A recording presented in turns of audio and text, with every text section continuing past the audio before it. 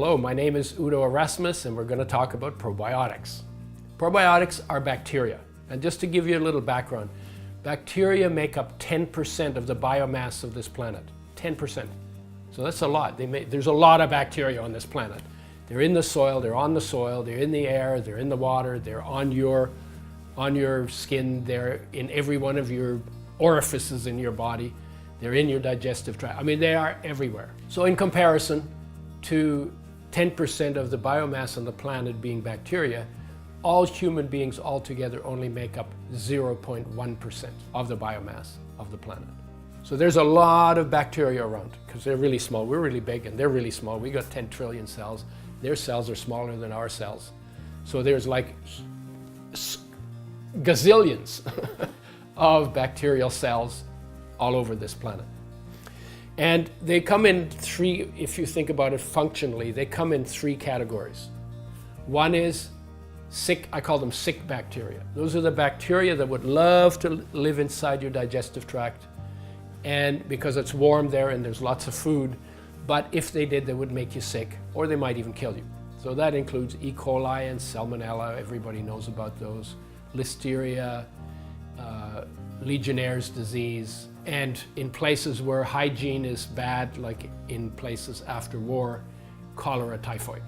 Cholera and typhoid, when they get inside, they cause diarrhea, and people die from dehydration because the diarrhea gets so bad that they lose so much water from their body. So these are I call them the sick bacteria. They can make you sick and they can kill you. The second one is rot bacteria. Rot bacteria are everywhere. Their job description is that when something dies, they're part of the process of recycling that, along with funguses and other microbes. I call them rot bacteria. There are tons of them in the soil, which is one of the reasons why I'm not so big on soil-based bacteria as a supplement.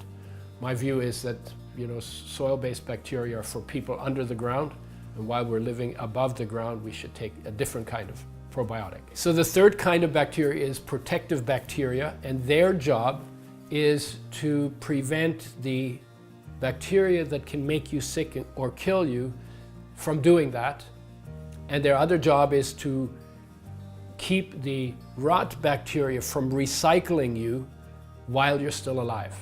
And among those protective bacteria, which include some yeasts and some funguses and a number of different kinds of microbes, among those we have the probiotics. They're mostly lactobacilli and bifidobacteria, and these are the probiotics that we use deliberately to change the kinds of bacteria in our digestive tract and to turn them in a direction that is healthy as opposed to a direction that could be sick-making. So where do probiotics come from?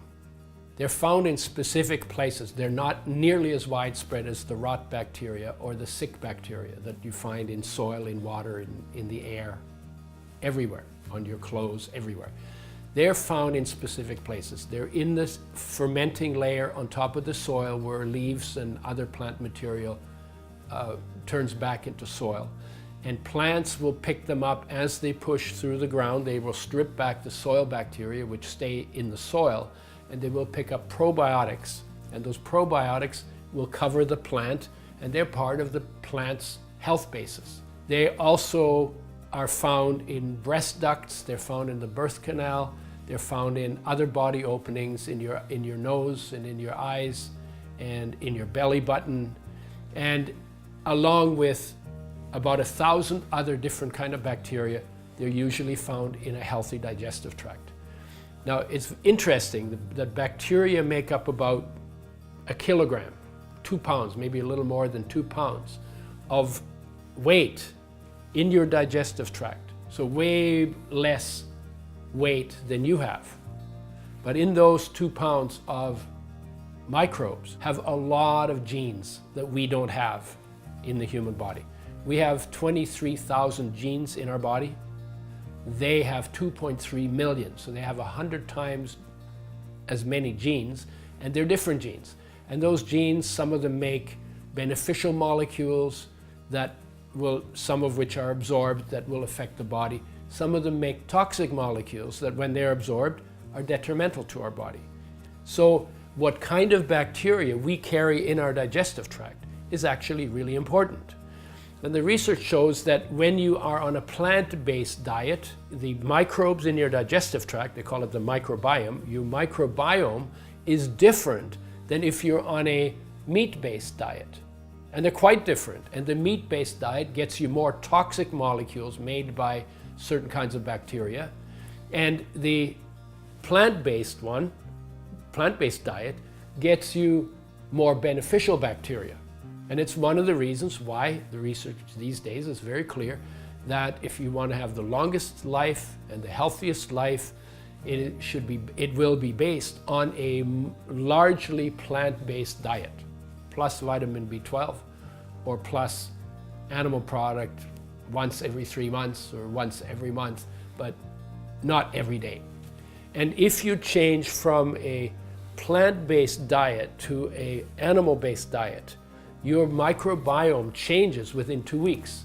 And if you change from an animal-based diet to a plant-based diet, it changes again in a more beneficial direction within 2 weeks. So it doesn't take very long to change it. And then the other way that, of course, that you can change it is by deliberately taking supplements of probiotics, because that then influences what your total microbiome is going to look like.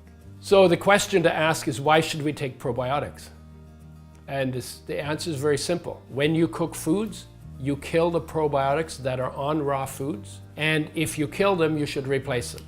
But pasteurization also kills probiotics, and so do antibiotics. Antibiotics kill bad bacteria, but they kill the good guys too. And the way you take probiotics, they come in capsules, and the way most people take them is they put a capsule in their mouth and they swallow it. That gets us benefits from the stomach down, but it doesn't get us benefits from the stomach up. Now, why is that important? Well, if you were to eat raw foods in nature, the probiotics in those foods would always start in your mouth. And they would work their way through your mouth. They have benefits in your mouth, your esophagus, your stomach. In fact, one of the reasons why they would protect you From H. pylori that causes ulcers, but they can't do that if they don't open up until they're in your digestive tract, in your duodenum. So if you want to get the best results from probiotics, you want to start them in your mouth. The best way to take probiotics is to open them up in your mouth, because that way you get benefits from them all the way through your entire digestive tract. Another way to do it is you open them up and mix them in food that is cool enough to eat. Because if you put them in boiling soup, you're going to kill them. The reason we need to take them is because we cook our foods, and when we cook our foods, we kill them, so we should replace them, because they're important in nature and they're important for health because of that. So the other way you can do it is you can brush your teeth with them. That's what I do sometimes. Before I go to bed every night, I take a high-dose probiotic, open it up, dump it on my tongue. Sounds funny, but just because we're not used to it. Brush my teeth with them, and then I swallow them, suck them off the toothbrush, because it doesn't need them, I do.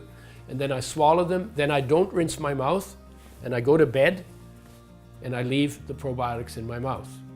And surprise, surprise, I wake up with exponentially less severe bad breath in the morning. Why is that? Because when you do a mouthwash, you kill 99.9%, and then they start to go again. In your mouth, you don't swallow when you're sleeping, so they stay in your mouth, they grow and multiply, and after 8 hours of sleep, you will have 32 times more bad breath bacteria in your mouth than you had before the mouthwash. That's why bad breath is always worst in the morning, because they've had time to grow and there's nothing there to stop them. So the way you stop them is you provide probiotics that are also alive, that do battle with them all night. And they steal their food, they outpopulate them, and they inhibit their growth. It's amazing the difference it makes. And then you don't have to get up and say, "Excuse me, honey, I'd like to talk to you, but I gotta brush my teeth first." You know, everybody knows that one, right? So you brush your teeth with probiotics, or you put them in your food, or you take them after meals. Again, it's always better to brush your teeth with them. Those are the best ways to take them. And then Because they're human adapted, you do not have to enteric coat them because they survive strong acid and strong bile. And if you enteric coat probiotics, then you make sure that you don't get the benefits in your upper digestive tract because they don't open up until they've passed through your, through your stomach into your small intestine.